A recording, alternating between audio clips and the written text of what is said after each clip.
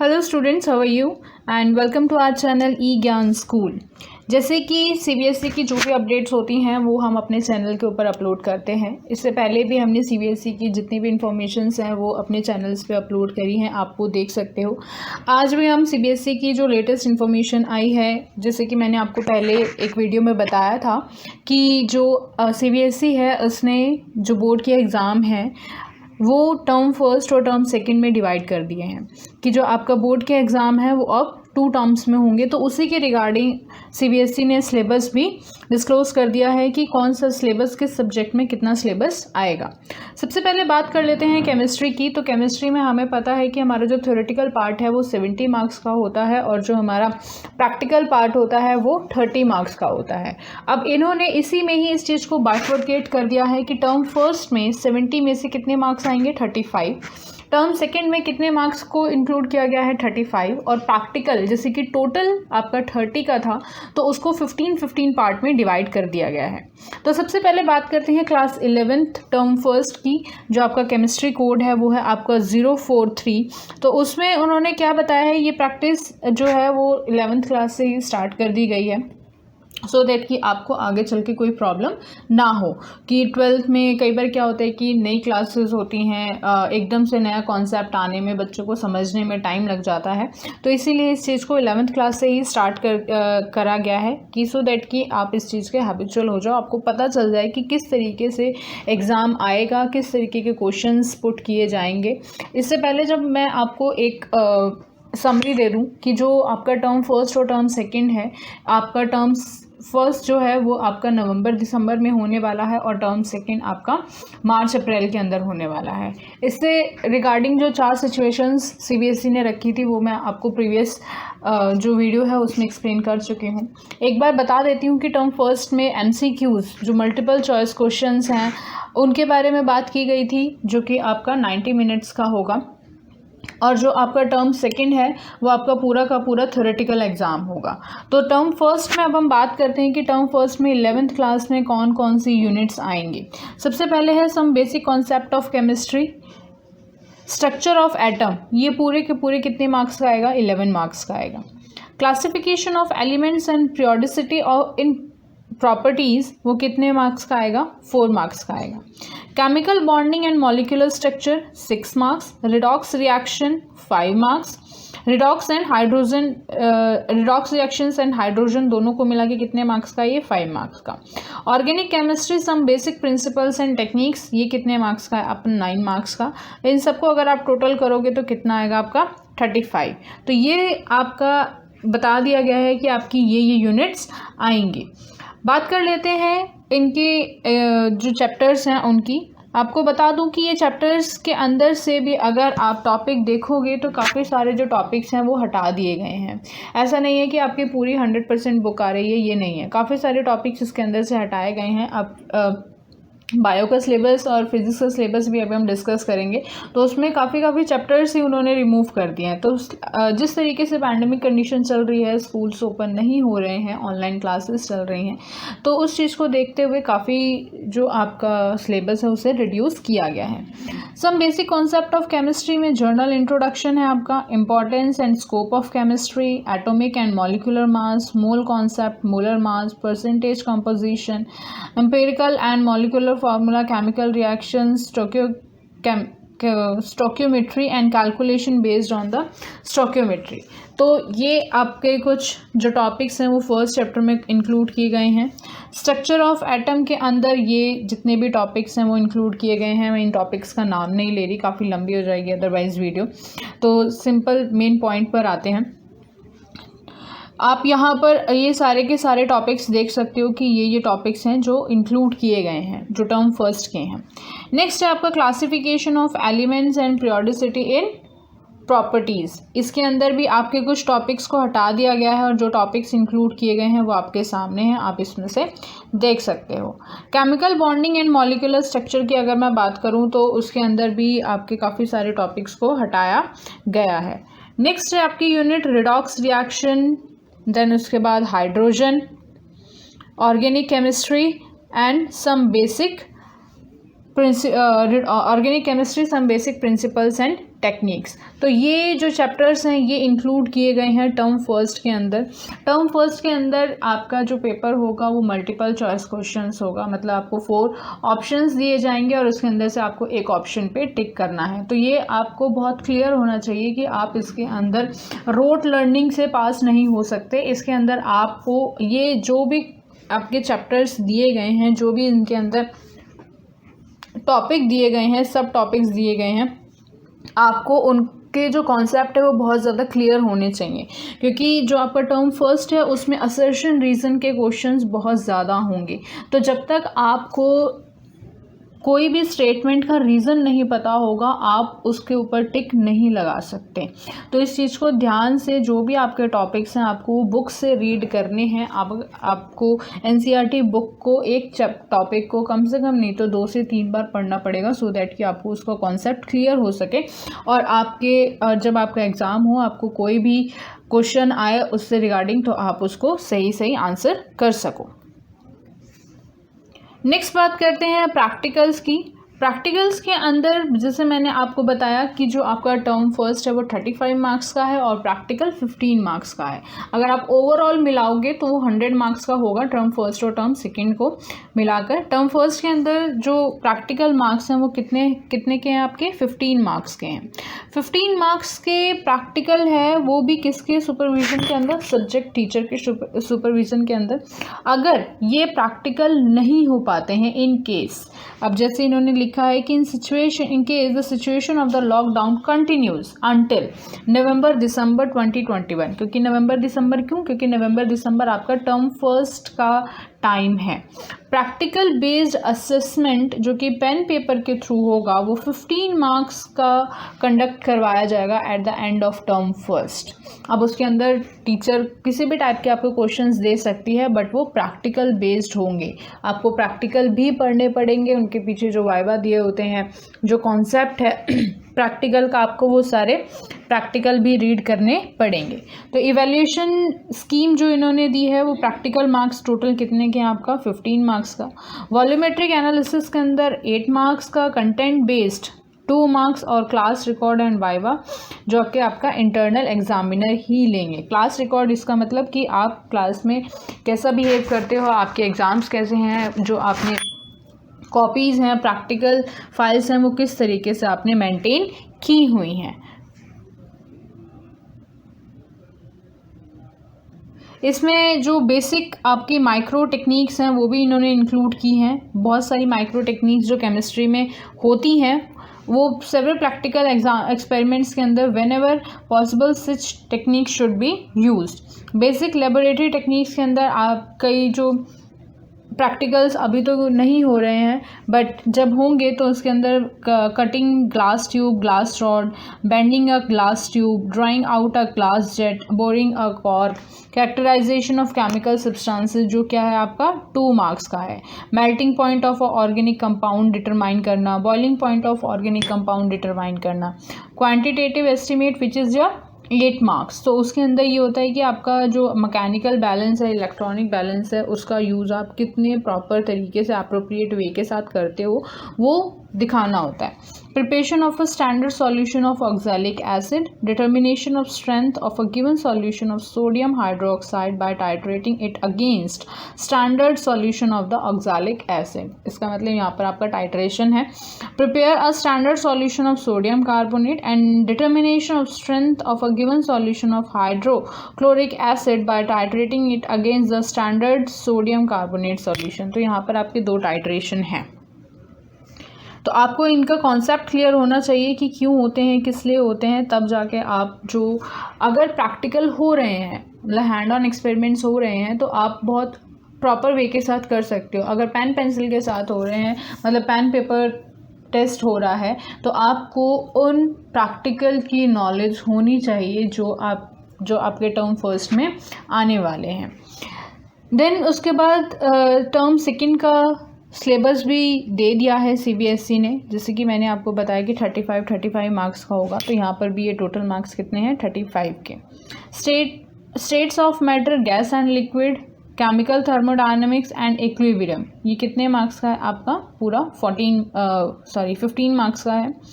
S block elements and some P block elements, वो कितने marks के हैं? 11 मार्क्स का। और हाइड्रोकार्बन्स कितने मार्क्स के हैं आपके? 9 मार्क्स के। इसके अंदर भी आपके जो यूनिट्स हैं, states of matter, gases and liquids, उसके अंदर इन्होंने 3 states of matter, intermolecular interactions, type of bonding, melting and boiling points, role of gas laws in elucidating the concept of molecule, Boyle's law, Charles' law, Gay-Lussac's law, Avogadro's law, ideal behavior, empirical derivation of gas equation, Avogadro's number, ideal gas equation and deviation from the ideal behavior। ये जो topic हैं वो आपको include किए गए हैं जो आपकी फर्स्ट यूनिट है। देन उसके बाद आपका केमिकल थर्मोडायनेमिक्स है। केमिकल थर्मोडायनेमिक्स के अंदर भी उन्होंने कुछ टॉपिक्स इंक्लूड किए गए हैं जो आप देख सकते हो यहाँ पर, बहुत सारे टॉपिक्स हैं, बट इसके अंदर से कुछ टॉपिक्स जो हैं वो रिड्यूस भी किए गए हैं, उन्हें डिलीट भी किया गया है। इक्विलिब्रियम के अंदर equilibrium in physical and chemical process, dynamic nature of equilibrium, तो ये सारे टॉपिक्स इसके अंदर क्लियर किए गए हैं। एस ब्लॉक एलिमेंट्स हैं, पी ब्लॉक एलिमेंट्स हैं, इसके अंदर भी सारी यूनिट्स नहीं दी गई हैं, कुछ टॉपिक्स इसके अंदर से भी हटा दिए गए हैं। जो आपके मेन टॉपिक्स हैं या फिर जो रियल लाइफ एक्सपेरिमेंट्स के साथ इंक्लूडेड हैं, उन टॉपिक्स को इंक्लूड किया गया है। जहाँ पर कोई टॉपिक जो आप बहुत शुरू से पढ़ते आ रहे हो वहाँ पर कुछ टॉपिक्स को हटा दिया गया है। हाइड्रोकार्बन्स के अंदर भी कुछ टॉपिक्स इंक्लूड किए गए हैं। एरोमेटिक हाइड्रोकार्बन्स जो हैं उनके अंदर भी कुछ टॉपिक्स इंक्लूड किए गए हैं। अब सेकेंड बात करते हैं प्रैक्टिकल्स के। प्रैक्टिकल्स के अंदर भी जो है जो फर्स्ट टर्म है उसमें भी प्रैक्टिकल होंगे और जो सेकेंड टर्म है उसमें भी प्रैक्टिकल होंगे। तो यहाँ पर भी जो आपका फर्स्ट टर्म सेकेंड का है वो 15 मार्क्स का प्रैक्टिकल है, जो कि किसके सुपरविजन में होगा? आपके सब्जेक्ट टीचर के सुपरविजन में ही होगा, उसे करवाया जाएगा। Overall practical marks of the subject in case of the situation of lockdown continues beyond the दिसंबर 2021। नवंबर दिसंबर में जो आपके थे फर्स्ट टर्म होने वाले थे, मार्च अप्रैल में के सेकेंड टर्म होने वाले थे, बट फिर भी अगर लॉकडाउन कंडीशन कंटिन्यू रहती है, स्कूल नहीं खोलते हैं, तो आपका जो एग्ज़ाम होगा वो 10 मार्क्स का प्रैक्टिकल एग्ज़ाम होगा, जिसके अंदर से आपको 5 मार्क्स किसके मिलेंगे? आपको वाइवा के मिलेंगे, जो कि फर्स्ट टर्म में ऐसा नहीं था। Conducted at the end of the term second by subject teacher, this would contribute to the overall practical marks of the subject. ये इसके अंदर जो ओवरऑल प्रैक्टिकल मार्क्स होते हैं सब्जेक्ट के वो भी कंक्लूड किए जा सकते हैं। जो आपका सॉल्ट एनालिसिस है, सॉल्ट दे दिया जाता है, आपको उसको टेस्ट करना होता है, पता करना होता है वो कौन सा सॉल्ट है, तो 8 मार्क्स का है। कंटेंट बेस्ड एक्सपेरिमेंट जो होगा वो आपका 2 मार्क्स का है। प्रोजेक्ट वर्क प्लस वाइवा जो है वो आपका कितने मार्क्स का है? 5 मार्क्स का है। तो इसके अंदर जो आपका प्रोजेक्ट वर्क और वाइवा जो होता है ये आपको लास्ट में जो जब आप पहले बनाते थे तो वो ओवरऑल बनता था, बट अब इन्होंने 2 पार्ट में डिवाइड कर दिया है, तो आपको इसके अंदर प्रोजेक्ट वर्क बनाना पड़ता है। प्रोजेक्ट वर्क के अंदर क्या होता है कि जो आपके साइंटिफिक इन्वेस्टिगेशंस होती हैं, कई जगह से रिकॉर्ड कलेक्ट करने होते हैं, तो वो सारा इन्फॉर्मेशन आपको कलेक्ट करनी होती है। तो इसके अंदर जो आपका क्वालिटेटिव एनालिसिस है वो 8 मार्क्स का है, जिसके अंदर आपको डिटरमाइन करना होता है 1 of the anion and 1 of the cation in a given salt. Second, crystallization of impure sample of any one of the following alum, copper, sulphate, benzoic acid, तो ये कितने मार्क्स का है? आपका 2 मार्क्स का है। जो आपका प्रोजेक्ट है उसके अंदर आपको लेबोरेटरी टेस्टिंग भी करते हैं कई बच्चे, जो वहाँ से रिज़ल्ट होता है वो उस चीज़ की फ़ोटोज़ क्लिक करी जाती हैं या फिर उनको कलेक्ट करके अपनी प्रैक्टिकल फाइल में या फिर प्रोजेक्ट फाइल में लगा।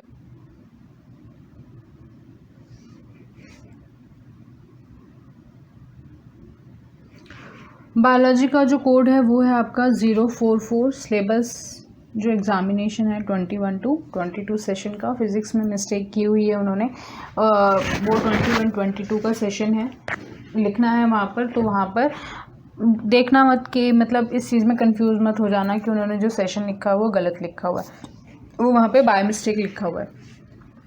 The present curriculum provides the student with updated concept along with the extended exposure of the contemporary areas of the subject.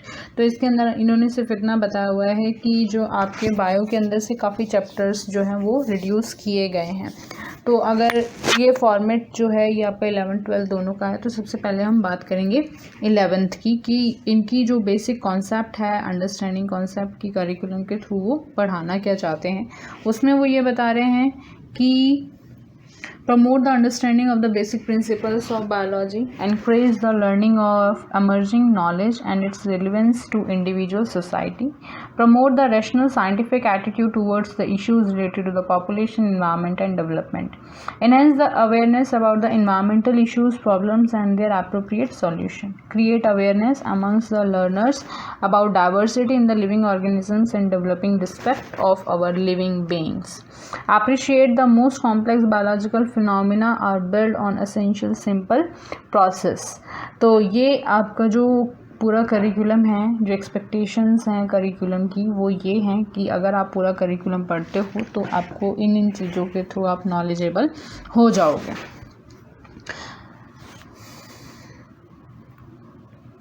Next start करते हैं कि हमारा जो पूरा स्ट्रक्चर है सिलेबस का, वो कोर्स का, वो किस तरीके से है। इसमें भी सेम स्कीम है 35, 15, 35 और 15। तो टोटल कितना हो जाएगा आपका 100 मार्क्स का हो जाएगा। तो डाइवर्सिटी ऑफ लिविंग ऑर्गेनिज्म जिसके अंदर है आपका चैप्टर 1, 2, 3 एंड 4, ये कितने मार्क्स का आपका 15 मार्क्स का। Structure organisation in plants and animals it includes the chapter 5 and chapter 7। तो इसके अंदर से आपका चैप्टर 6 हटा दिया गया है। वो कितने मार्क्स का आपका चैप्टर 8 मार्क्स का। Cell structure and function that is chapter 8 and chapter 9, तो वो क्या है आपका 12 मार्क्स का। तो ये अगर आप इन सबको करोगे तो ये कितने मार्क्स का आएगा 35 मार्क्स का। इसी के साथ उन्होंने टर्म सेकंड भी क्लियर कर दिया है कि जो टर्म सेकंड है उसके अंदर आपका chapter cell structure and function chapter 10 जो है वो आएगा। देन उसके बाद प्लांट फिजियोलॉजी के अंदर 13, 14 और 15। तो इसका मतलब आपका 11th चैप्टर और 12th चैप्टर नहीं इंक्लूडेड है, वो हटा दिया गया है। और ह्यूमन फिजियोलॉजी में 17, 18, 19, 20, 21, 22 चैप्टर्स जो हैं आपके पाँचों की 6 की 6 यूनिट पूरी ह्यूमन फिजियोलॉजी है, बट उसके अंदर से कुछ टॉपिक्स को रिड्यूस किया गया है। तो ये भी सारा अगर आप टोटल करोगे तो कितने मार्क्स का आएगा आपका 35 मार्क्स का आएगा।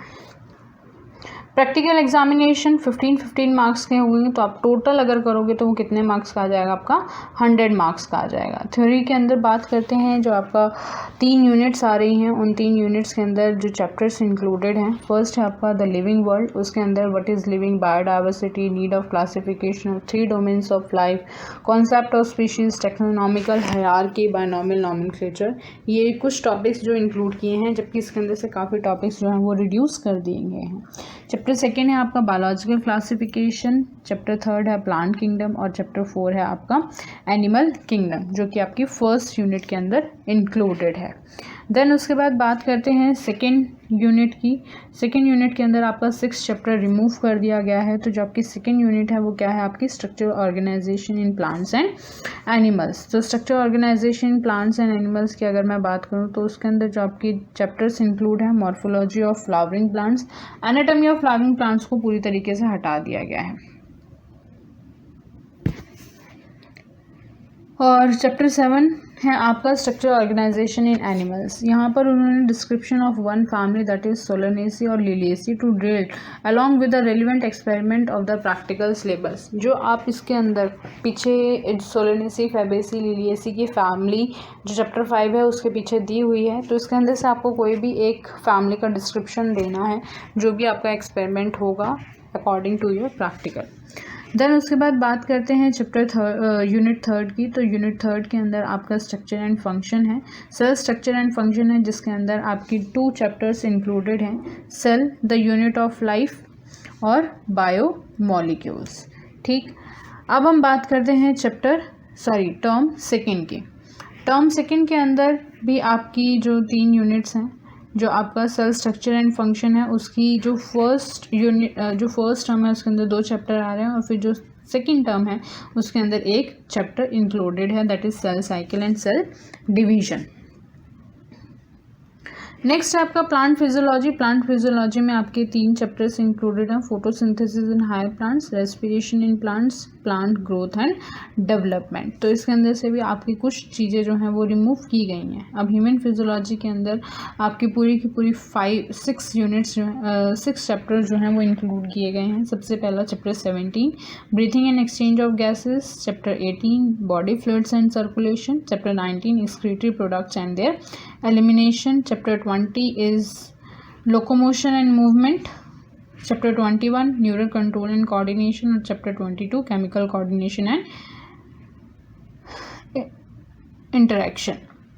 तो जो आपके प्रैक्टिकल हैं उसके अंदर जो 15 मार्क्स का है, हर एक टर्म का है। तो इन्होंने यहाँ पर पूरा आपको समझाया हुआ है टेबुलेशन फॉर्म में किस तरीके से है टर्म फर्स्ट और टर्म सेकेंड।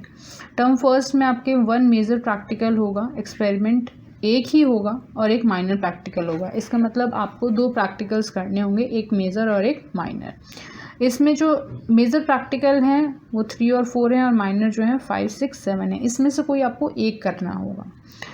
देन उसके बाद स्पॉटिंग की बात करते हैं। 3 स्पॉट्स रखे जाएंगे और वो हर एक मार्क्स के होंगे। स्पॉट्स में कई बच्चे कंफ्यूज हो जाते हैं कि स्पॉट्स होते क्या हैं। जो आपके स्पॉट्स होते हैं वो ये होते हैं कि आपकी प्रैक्टिकल बुक के अंदर बहुत सारी पिक्चर्स दी होती हैं और उनके कुछ फीचर्स बताए होते हैं। तो वही फीचर्स आपको सिर्फ और सिर्फ वहाँ पर स्पॉट जो रखा हुआ होता है, मान लो कि मैंने कोई ओपेंशिया का प्लांट रख दिया, तो आपको वो पहचानना है कि है क्या।